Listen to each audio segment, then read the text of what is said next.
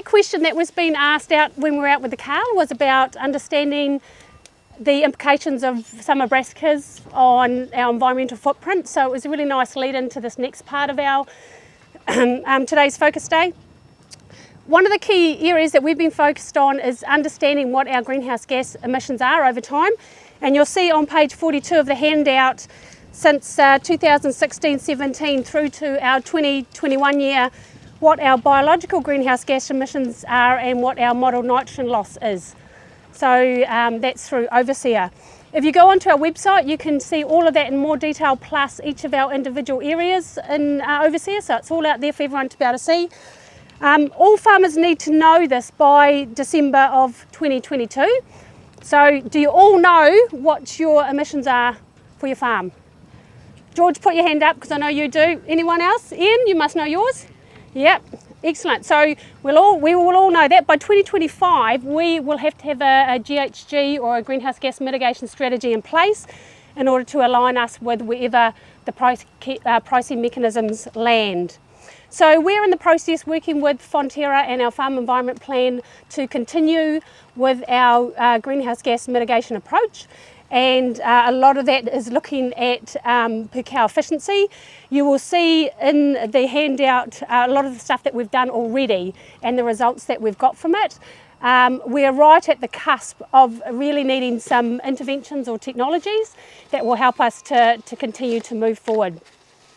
Last year, and some of the questions have come up before, it was a really interesting year. It proved a real challenge to balance our profit goals with our environmental footprint. So both our biological greenhouse gas and our model nitrogen loss went up. We exceeded our production target because these two things are still really well intertwined effectively. But we were able to do the same production as we did in the 2016-17 season, but by bedding down some of those efficiency changes and managing to have less leakage or loss within our system, we actually had a lighter environmental footprint while generating more profit. So if you think about the long-term game, that's where we're heading, right? We want to bed down these changes to our system. We want to ensure that we're attracting as much of premium for whatever we're producing. And we want to make sure that we've got less environmental footprint while remaining a sustainable and financially viable business, okay? That's the long-term game. So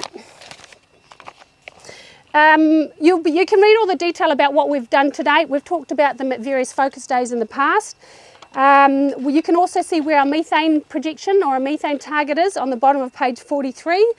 Looking at a 10% reduction from 2017 to 2020 to 2030. We've been there before, we've achieved that, but those are things like drought years or dry summer years where we do less production.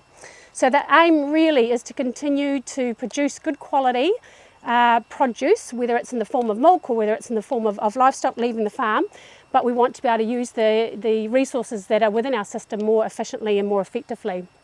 So what we were at now is we are partaking in some research trials that go on. There's lots of questions that are still unanswered that we need to find out more about, and so we've had the pleasure of working with Waikato Uni, who have had the site on farm since 2020.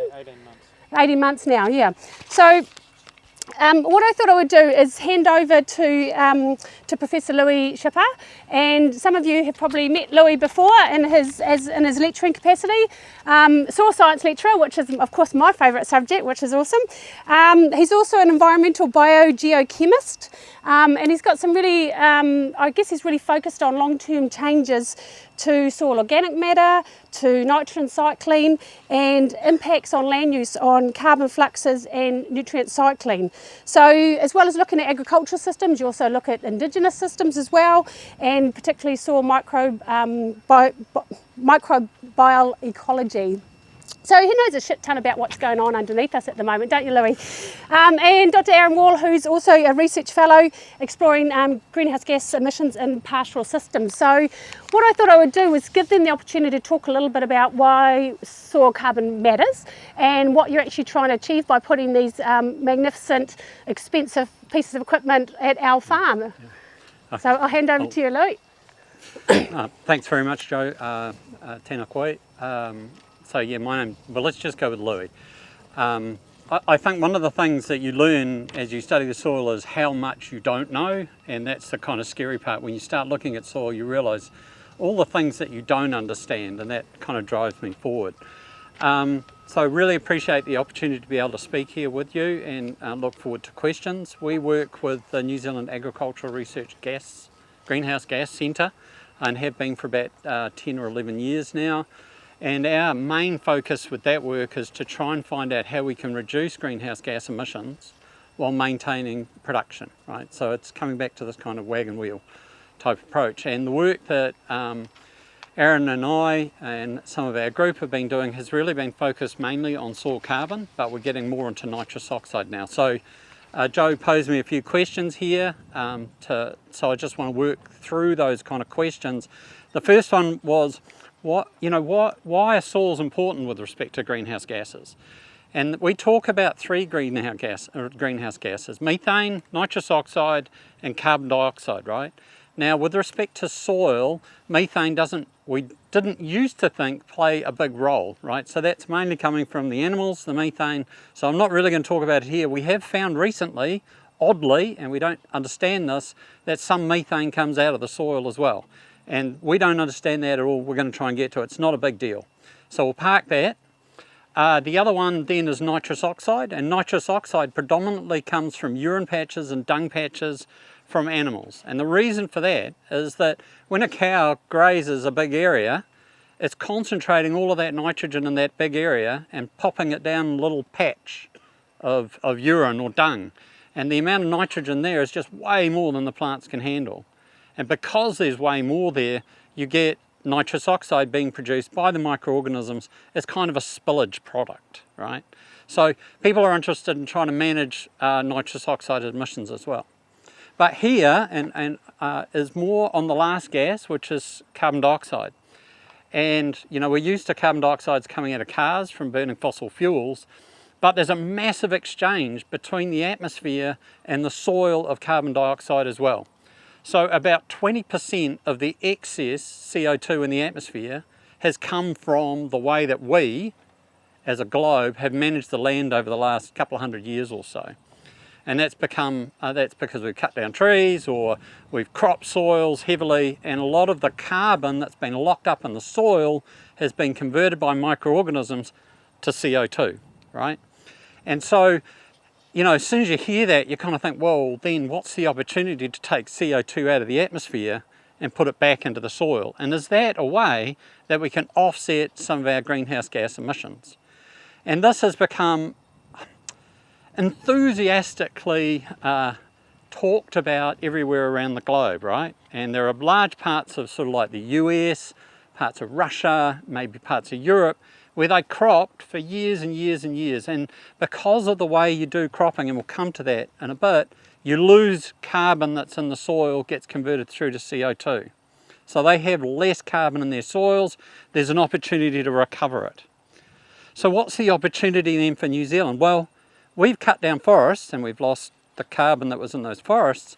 But interestingly, when you look at the amount of carbon that is in a forest, in the soil of a forest, there's less there than there is in a pasture system. So when we cleared forests and we fertilised them and we managed them differently, we put roots down in there, we increase the amount of carbon in our soils by, I think it's on average about 14 tonnes of carbon, right? The other thing is that on a global kind of scale, the amount of carbon that we have in our soils is quite high. I remember taking a global expert out to a farm out at Hautapu and showing him the elephanic soils here. You've got some back further over there. I was telling him about the amount of carbon that was in there. He just simply didn't believe it. And that's because of the kind of mineralogy that we have in some of our soils. Not true for all soils, but some of our soils. Just to give you a little bit of perspective real quickly, underneath your feet there's about 130 tonnes of carbon per hectare to that deep. Yep, so a lot of carbon. How does it get there? When a plant grows, it takes CO2 out of the atmosphere and produces biomass. Much of that CO2 or that carbon goes back up into the atmosphere as the plant respires, right? So it uses that to gain energy later on to grow and fix stuff as it gets damaged by, say, cows or something like that. And then, so a lot of the CO2 just goes straight back up into the atmosphere, right? And some of it gets grazed off, right? So a cow comes along, eats the biomass, and then the cow turns that biomass into CO2 in its rumen, or turns it into milk, right? And that milk gets exported out of the farm, and if you look down on top of a farm, it would look like it's a big sink of CO2, because it's actually escaping in the milk out the gate, and it's being turned into CO2 at your house or in China or wherever, okay? And then, so I think those are all of the components except for one where some of the carbon gets shifted down into the roots. And it can exude out of the root and into the soil, and it stimulates microorganisms in and around that soil, and they convert it back to CO2. So you've got all of these different components of carbon going in and going out, and a small difference between the amount going in and the amount going out is either the accumulation of carbon in the soil or a loss of carbon from that soil. So that's kind of the carbon balance, and we're trying to shift that so that we can increase the carbon stocks of soil. In New Zealand, that could be really difficult because we've got these high stocks. We don't continuously crop, right? So increasing that carbon is actually quite difficult. I'll come to maybe some approaches, but equally important, and I think almost more important, is that we keep the carbon that we've currently got, right? So don't put in practice land management practices that ultimately lead to a long-term decline in carbon stock and soil. And there's two reasons for that. One is you want to keep CO2 out of the atmosphere, and the other is that carbon is basically good for your soil quality or your soil health, if you like, all right? So mustn't lose focus on the importance of having high quality soils. You all understand that. So what are we doing here? There are a couple of different, so we want to know what management practice decreases or increases soil carbon stock, right?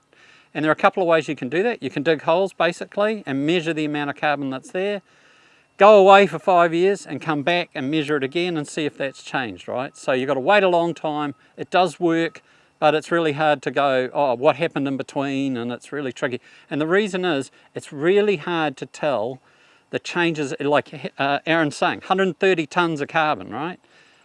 A ton, like 2 or 3 tonne change would be what we would consider a big change in, say, four years or so. And so you're trying to measure this tiny little change in a paddock like this, which is variable, right, over that time period. It's just really difficult. We do this, but we do it on like a 5-year rotating basis. We've just kicked this off for New Zealand. So what's the alternative? And that's what this is. This is called an Etico Variance tower. And basically, I don't understand how this thing works very well. That's why I have people like Aaron who does. And he also comes from a farm, so he knows how that all works. But so what's happening here is when the wind blows, like it is now, it hits the ground and it starts to rotate. So it feels like the wind's blowing at you like this, but it's actually, there's all these what we call eddies. So these big cycles of air that are kind of going around like that. And as they do that, they're carrying CO2 from up there down here, or from down there up there. And that's the concentration. So if you know the speed at which those eddies are rotating, and you know the concentration of the CO2 and the rotation down, and the amount going up, with lots of math and someone like Aaron, you can figure out how much CO2 has come out of that soil or how much has gone in. So behind us here, those solar panels, just to keep the whole thing ticking along. And then at the back there behind, it's inconveniently positioned to the back, there are a couple of bits of gear at about this high. And one looks like a couple of claws pointing at each other. And they are measuring wind speed and direction 10 times a second. So like bang, bang, bang, bang, bang, bang, bang. Figuring out where the wind is, how fast it's going, right? And then the other thing, which looks like a bit of a, that thing there, that Aaron's modelling, that is taking samples of air and measuring the CO2 concentration in that air 10 times a second. So when the wind blows from there, it's picking up, every metre up that is, it's looking out, in quotes, about 100 metres.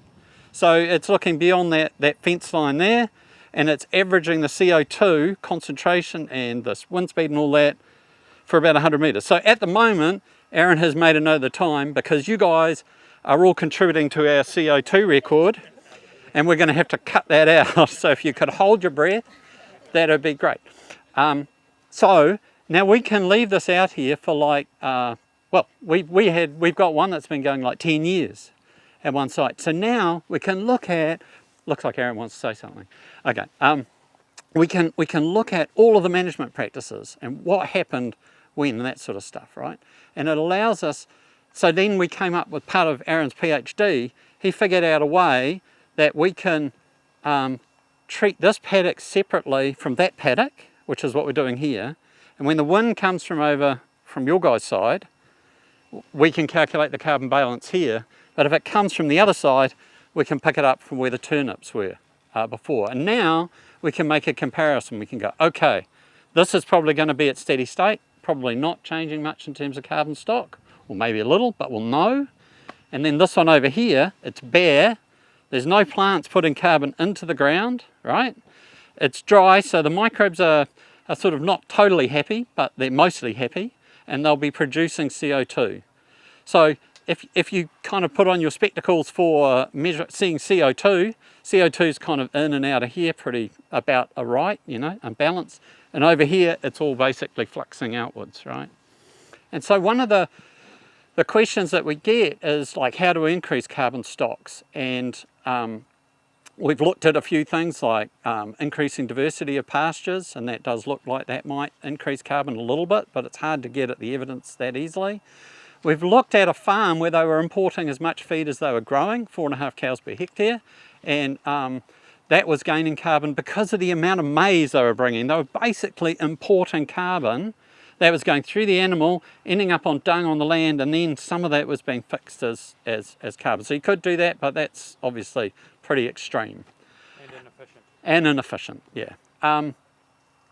The main thing that we're really interested in at the moment is how do we decrease losses. So we looked at maize on a farm near Waharoa, and that when you go through 2 cycles of maize, that lost about 13 tonnes of carbon, 13 tonnes of carbon. So if you remember, that's about 10% of what's here, just in 2 years. And we're trying to see if we can get that back. Or are there other supplemental feeds like turnips we got here? We're going to try and figure out what's the carbon loss here. Then I think we need to think about kale, right? So our goal in this kind of an instance is not to tell you which supplemental feed works for you, but what are the consequences of your actions or your choices with respect to maize, kale, and what have you in terms of carbon stock.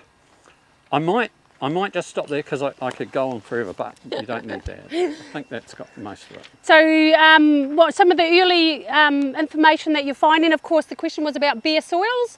So we are challenged with turnip crops. They go in the 1st of October. When did we finish grazing paddock 20, Tom? February. What was it? Week into February. Week into February. Aaron knows everything because there's cameras down there, so we're recording you at this time. Versus kale, which tends to hold on a little bit longer. So we're starting to think, well, if we know that during this period of time there's potentially a net loss of carbon from our soils, can we look at any follow-up crops? Have we got enough soil moisture to put something like sorghum in? And because we're actually measuring and monitoring soil moisture content down to 600 millimetres, we can actually have a look at whether that's a viable option or not.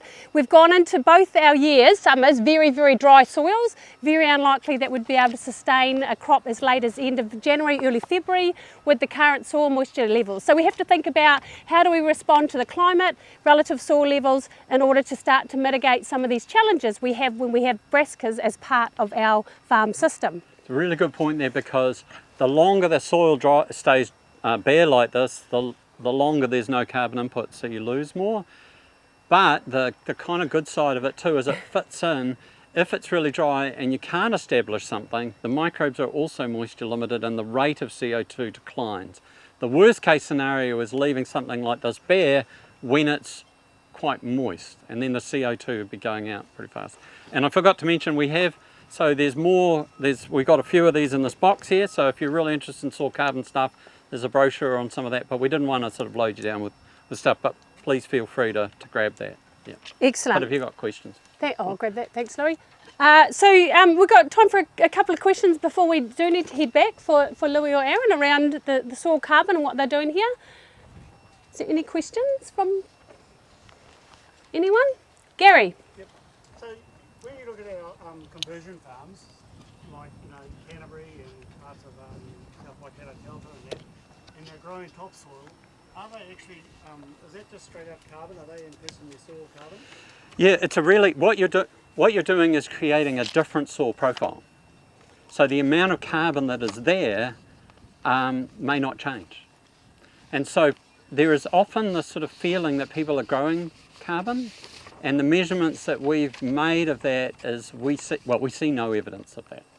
And that we sampled 140 sites down to a metre, measured the carbon stock, and this was done like 30 years ago by podologists for other purposes.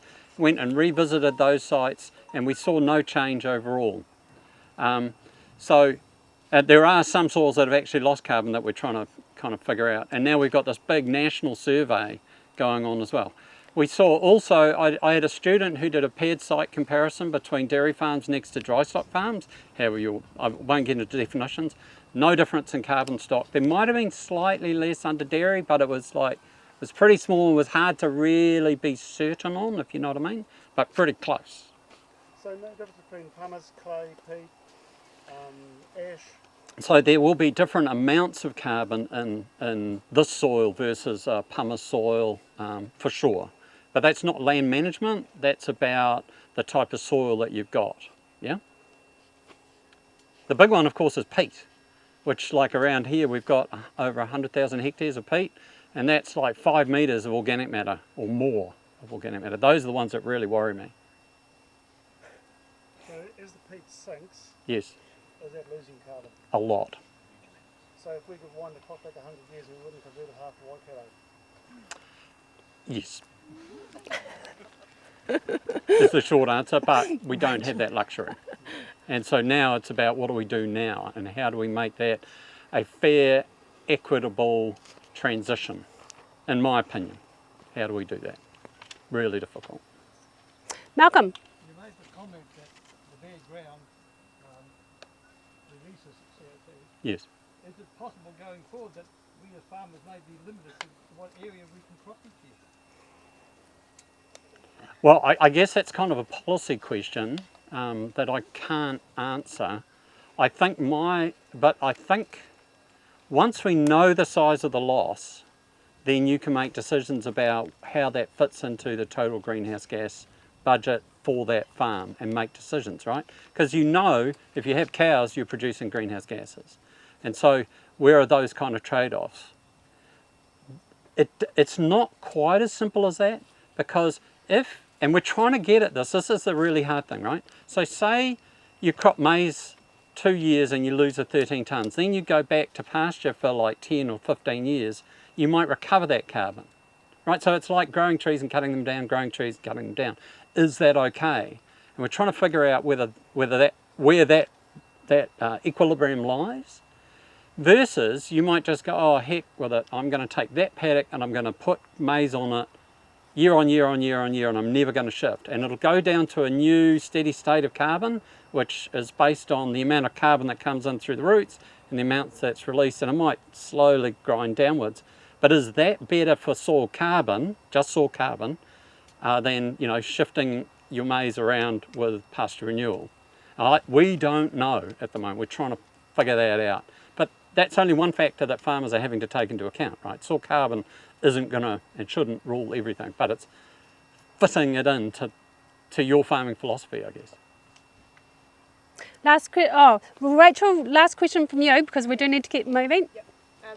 This might not be your expertise, but as we get more knowledge and information, I suppose, on soil carbon, do you think that's going to come into our greenhouse gas emission profile and into Kiwaka Kanoa? Yeah, so the question is, will carbon come into accounting for greenhouse gas emissions? Yes.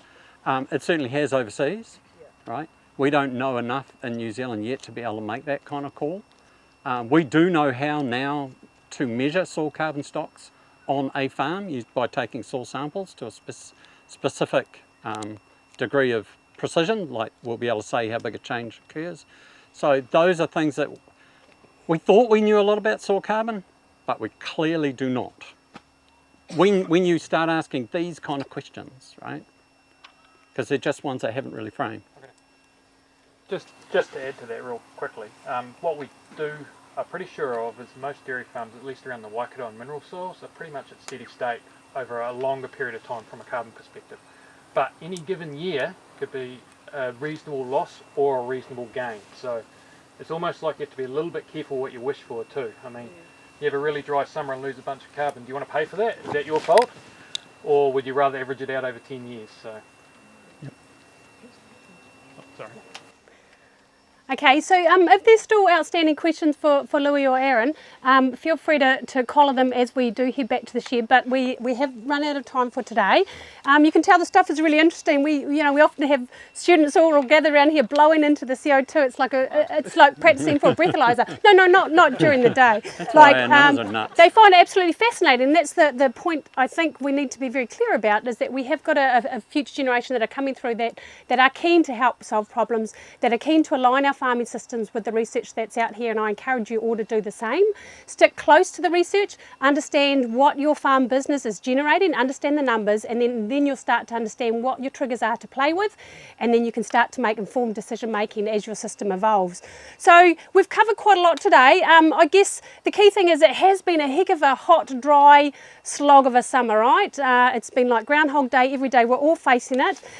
Do your due diligence, look at your feed budgets, update your milk solids projection and your financial cash flow to make sure it reflects where you're going to end up. Understand what assets you need to renew or repurchase that are integral to your farm system or to creating a safe and sustainable workplace for your team. It was really interesting to hear Brian's understanding and I guess advice around the criteria about investing in technology, and it has to be part of a long-term considered decision relative to your farm business. So look at your information, look at your numbers and find out what suits you. Where are your barriers, where are your challenges, and look at where technology can help enable you to overcome them. I guess it was encouraging to hear that the wagon wheel has got benefit for other farmers and about trying to get it to a point where other people can use it. I really encourage you to develop your own criteria for what business success looks for you. What does a healthy, sustainable business look like? And put those criteria into your decision making as you continue to evolve. So I just really wanted to, a big thank you to Tom for your day today. It's been great having you back on farm and being able to share your knowledge. And what you probably haven't noticed though, and Tom has been away for quite a while. During that time we had the team deploy, Holter running the farm, Tom was managing remotely. All of that was technology. We had information, we had decisions, we had data, and as a team collectively we were able to continue to work. And I think we must keep sight of the bigger picture, as that's where we need our farm businesses to be, to weather the risks, to weather some of the challenges along the way, and to make sure that we can continue to farm. So big thanks to Tom, big thanks to Brian from Dairy NZ for sharing your insights, and big thanks to Louis and to Aaron for sharing what you're doing here with this project, and to all of our other experts that are part of our bigger decision making. You forget that every time we talk to Rachel about what she's doing on her farm, we're getting insights about the decision making process at our farm. So we really appreciate having all our farmers on board and all of our rural professional expertise as well. So big thank you to you all. I probably forgot to thank somebody, but you'll remind me later. We have got lunch, takeaway lunch for you. If you happen to hang around and eat it, that's at your own discretion. But the takeaway lunch is there for you to take with you. Grab another drink if you have. If you've got questions that you want to ask and haven't had answered, feel free to capture somebody along the way. So I think that's about it from us now. We're going to head back down through the bottom of the paddock here and head back to the shed where we hope to catch you another time. Next focus day is the 5th of May. So we hope to see some more of you all back there. So thank you very much.